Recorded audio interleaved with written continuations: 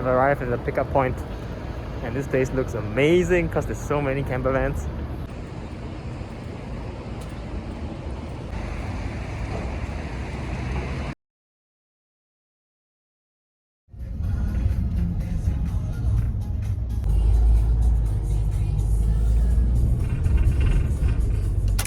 Going together, let's go. Okay.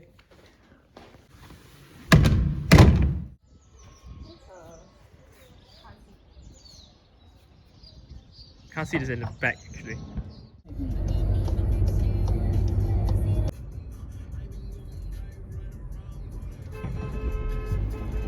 First order of business on a road trip, she says, is to get McDonald's. So here we are, drive through. This is the passenger seat, turned it to face the inside of the vehicle, and then we can have our burger together. Woo! You want some bread? Is it very warm?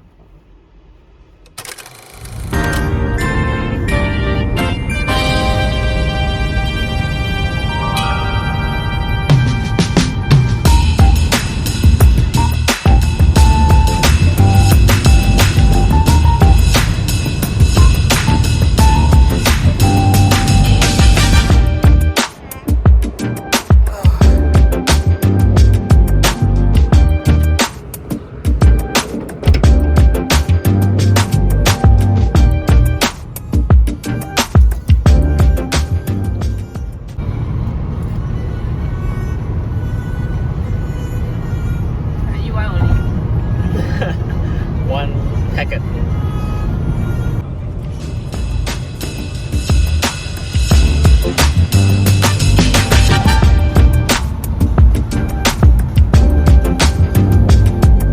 So as we were driving just now, Charlotte, hello, cutie, in the red cheeks. So we were driving and we were thinking where we can get some fresh water to top up the tank, because this vehicle came with no water in the tank. And yeah, we stopped by for petrol, or not petrol, diesel. And I asked the person like, gibt es Trinkwasser für die Wohnmobil? I think I said that right, I'm not sure. Das Wohnmobil? Maybe. But yeah, we found one. There's here a tap that you can just connect. Let's see that. Hopefully the adapter works. Hello, hello, hello.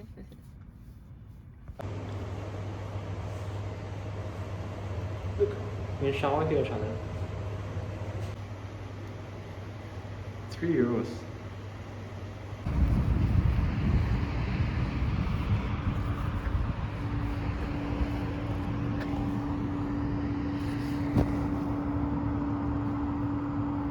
Changing diaper.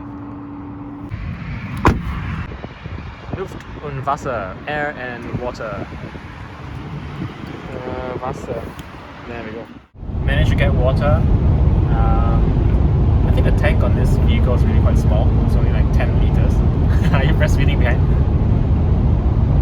One of the main purposes of this trip is for us to go see the ocean again. It's been a very long time and Berlin doesn't have oceans around it. This is the nearest one actually, all the way up north. And we are now quickly approaching a little bridge that will cross the Baltic Ocean into a little island all the way up north.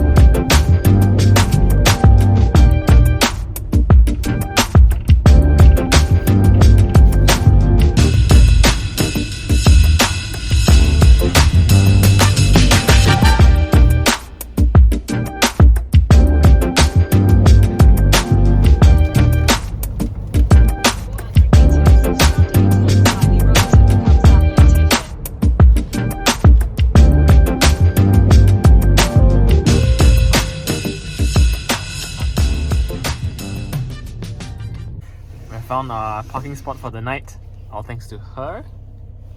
Last minute googling and we found it on Google Maps.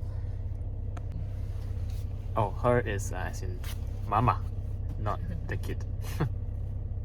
So this place is just by the ocean, I think. I mean, I see water, but I also see a small island across.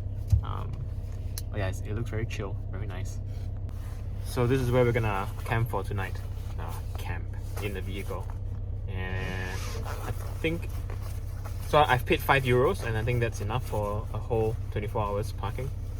And now what we need to do is to bring up the roof so we can start standing around and feel more like we're in a proper space. Okay.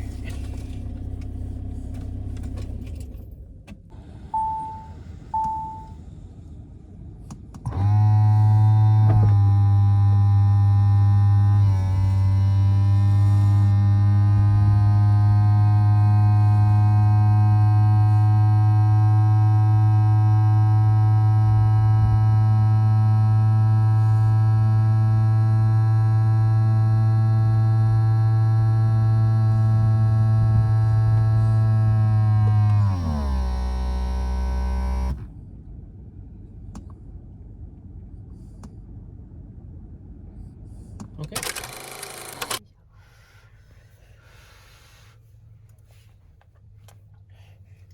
Normally we will stir fry this vegetable, but we're trying to make things easier for ourselves tonight. That's the first thing. So we're boiling it with the residual heat in the water from making these instant noodles.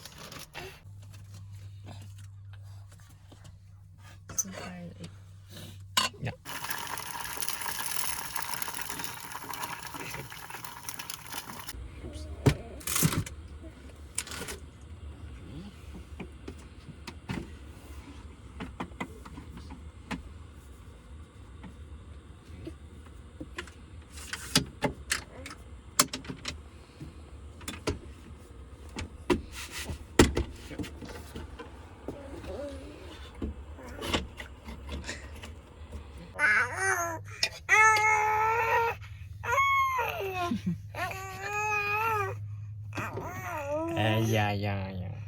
Okay. This is so spicy. Okay.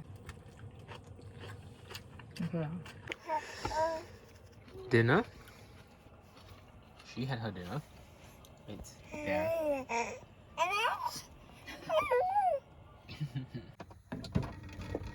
Heating up milk.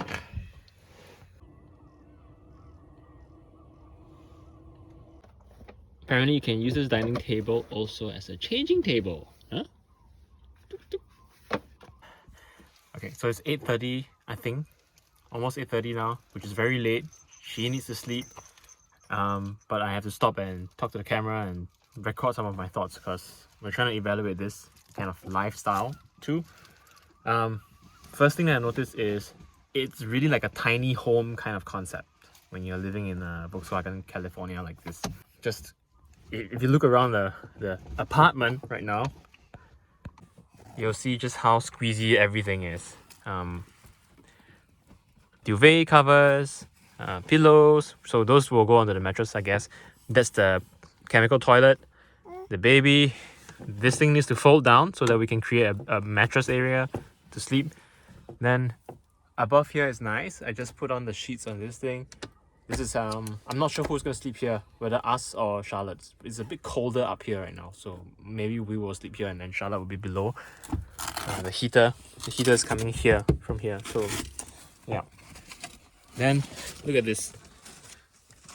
This is the pram that we have, and it's a little bit too big to fit underneath the vehicle. Normally, if it's smaller, it could have been behind this. There's a space just below the seat to put, but it doesn't fit. So at the moment, this place is just a huge mess. Then I also noticed that the captain's seat, when you turn it around, makes no sense because you have one leg out, the other leg has no place to put. So it's a very awkward position to be sitting here with the table that was originally set up here just now. So yeah, a few things that are not amazing. But yeah, we need to pack up now and quickly get her to sleep. Also, when she sleeps, we can't talk because this place is so small. So I don't know what we're going to do after she sleeps. If she sleeps. Why would she not sleep? She normally sleeps.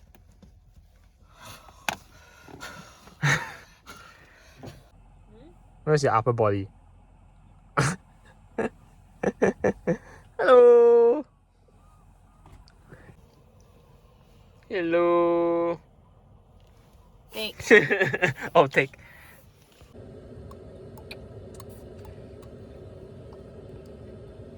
Completely, it's really.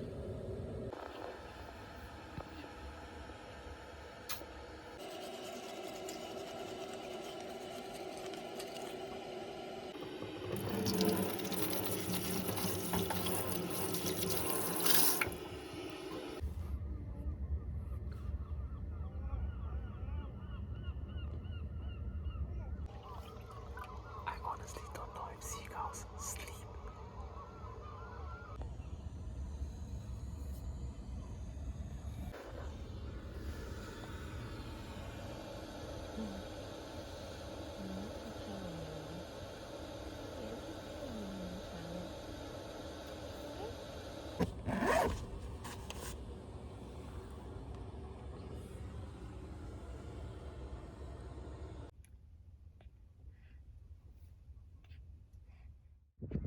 This is what the van looks like when the pop top is up.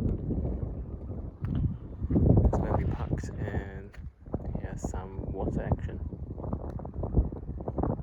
The funny thing is that since we came here, we haven't even walked there yet. We're just too busy spending all the time setting up the internal of the vehicle.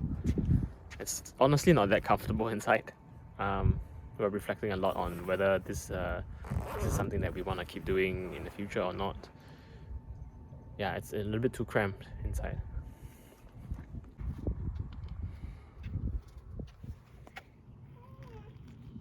Changing diapers. Dead flies.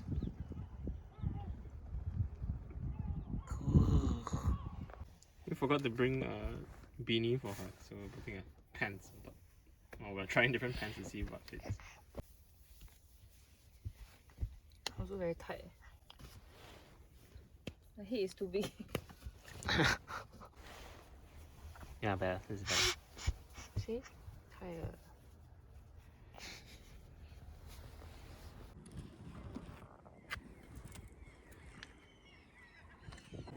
Okay.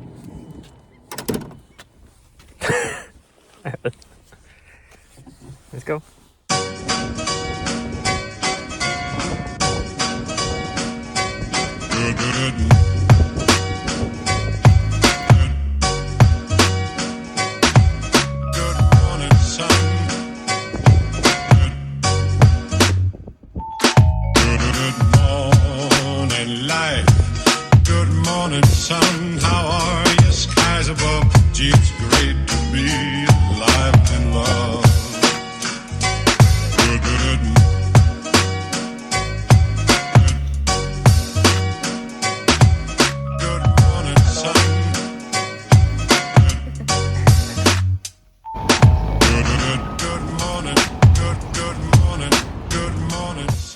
Booked a 1 hour parking coupon here, so we're gonna get off and try to find some food, and I'm gonna baby wear her while we walk around.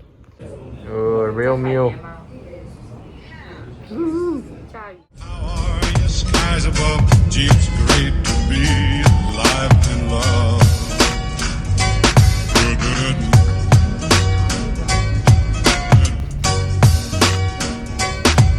Good morning, sun.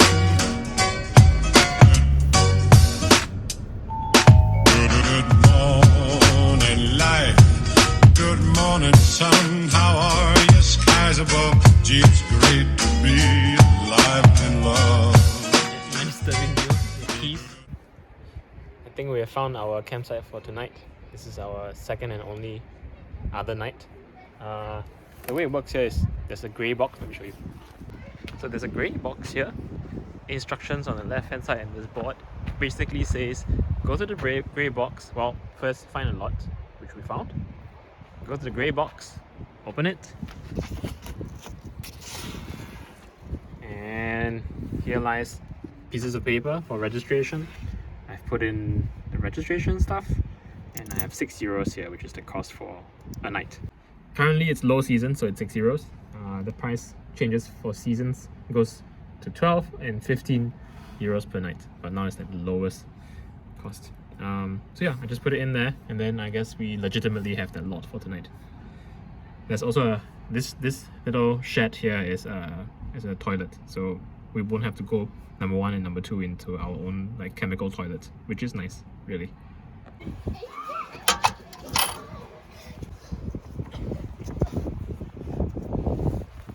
We're gonna try the awning system that we have never tried before, since we have the space.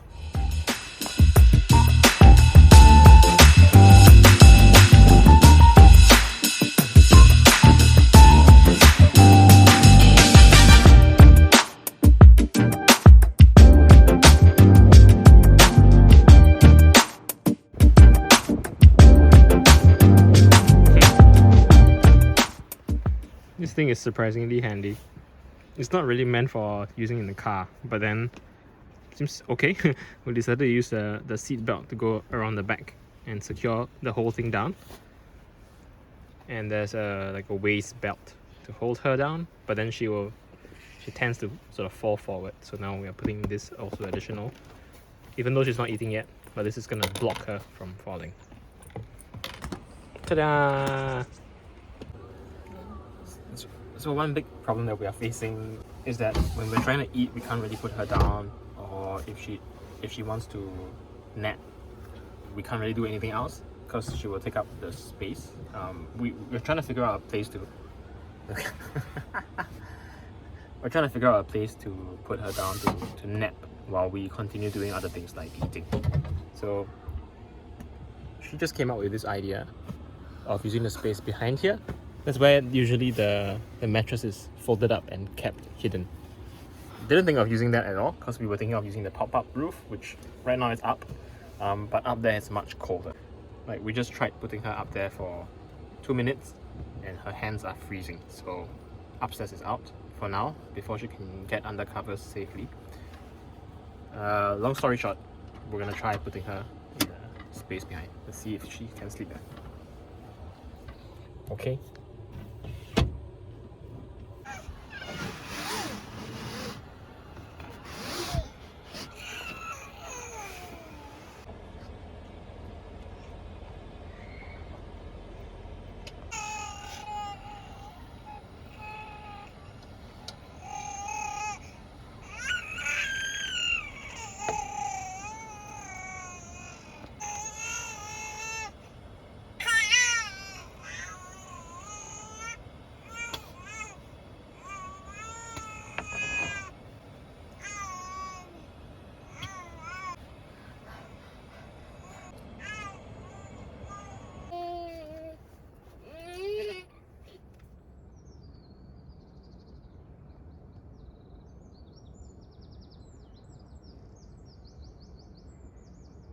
So I'm standing where the rooftop bed is, and the experience here is that it's very, very cold.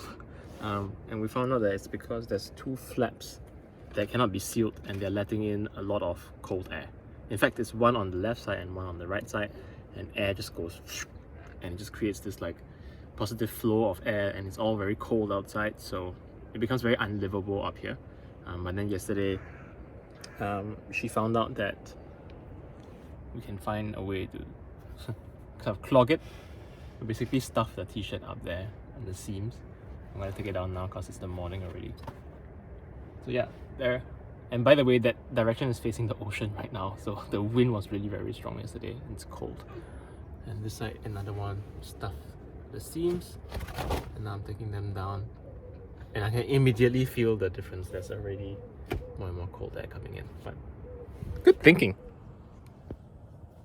The mastermind, the savior of my cold butt.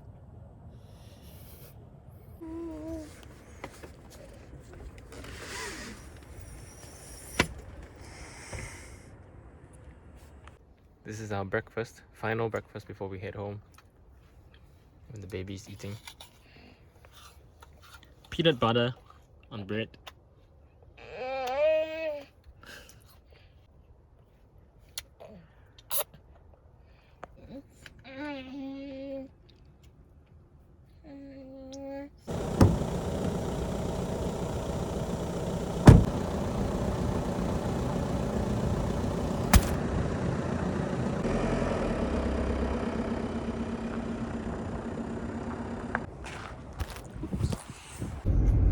tried to record us leaving the campsite, but the phone fell. So anyway, now we are heading home.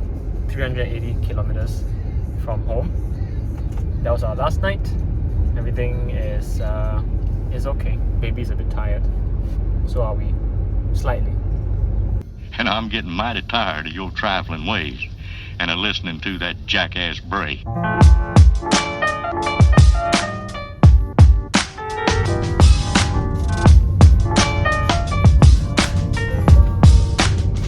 For all time's sake.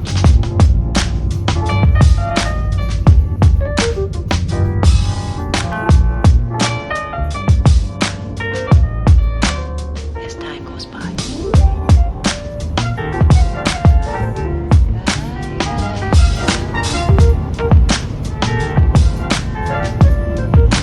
Been a long time.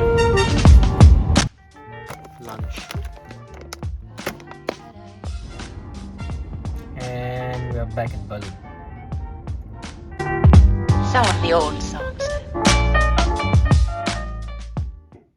Hello. Happy to be home? Happy to be home, Charlotte?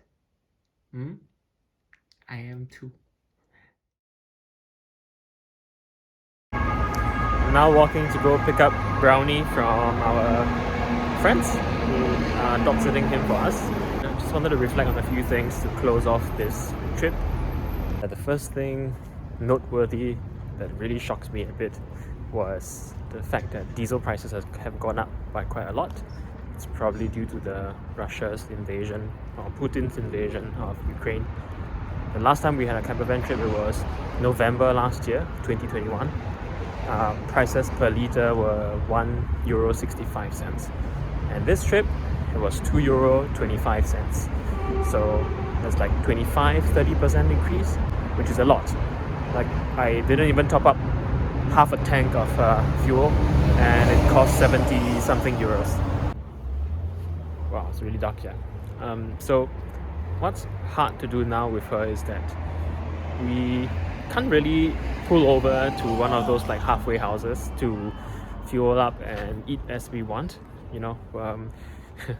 May and I, we would just as we're driving on the highway to our destination, we would discuss like, oh, is it time for Charlotte to be continuing to sleep or start to sleep or so on? Should we stop? Because usually when we stop, she would wake up. We want to keep it structured for her in terms of her sleeping pattern, so we always don't want to stop when it would disrupt her sleeping cycle, which means that we can't just stop when we're hungry. We can't just stop when we need to pee. We have to kind of plan around her rhythm. So that's one thing to get used to. And the other very big thing is that at this point, a 6-month-old sleeps at around 7 to 8 p.m, which means if you're in a very small confined space like a camper van, then you don't really have much of a choice of activities that you can do after she goes to sleep. So what we did yesterday, for example, was she slept at 7:30 p.m. and lights out.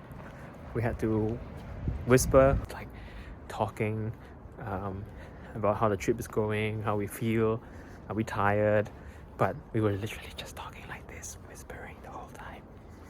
And that quickly gets old. So I slept for 12 hours.